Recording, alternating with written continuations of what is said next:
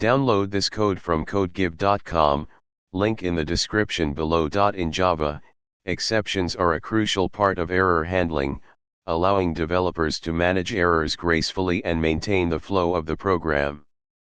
One specific type of exception in Java is the ioexception, which can be thrown when an input/output operation fails or is interrupted. The throws keyword is used in method declarations to indicate that a method can throw exceptions, allowing the caller of the method to handle those exceptions appropriately. Understanding throws in Java. When you declare a method with the throws keyword, you're telling the compiler that this method can throw certain exceptions. This means that the caller of this method is responsible for handling these exceptions, either by catching them with a try-catch block or by declaring them in its own throws clause. Example of using throws. Let's create a simple Java program that demonstrates the use of the throws keyword with an ioexception. In this example, we'll read the contents of a file and handle potential exceptions. Step 1. Create a text file. First, create a text file named example.txt in your project directory and add some sample text to it. Step 2. Java code example. Here's a simple program that reads from a file using buffered reader and declares that it may throw an ioexception. Explanation of the code. 1. Imports. We import buffered reader, file reader, and ioexception classes. 2. Method declaration. The read from file method is declared with throws ioexception.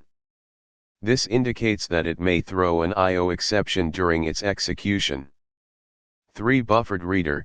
We create a buffered reader object to read from the file specified by file path. 4. Reading lines. The method reads the file line by line until it reaches the end, null. 5. Closing resources. After reading, it closes the buffered reader to free up system resources.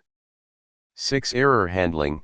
In the main method, we call read from file inside a try block and catch any ioexception that may be thrown. If an exception occurs, we print an error message. When to use throws. Use throws when you want to pass on the responsibility of handling exceptions to the caller. It makes the method signature clear regarding the types of exceptions that can arise. It's particularly useful when dealing with checked exceptions, like ioexception, which must either be caught or declared to be thrown. Conclusion. Using the throws keyword in Java allows a method to indicate that it can throw certain exceptions, giving the caller the option to handle these exceptions appropriately. This is particularly useful for managing errors in file I/O operations, network communications, and other areas where exceptions can occur. By implementing good exception handling practices, you can create robust and maintainable Java applications.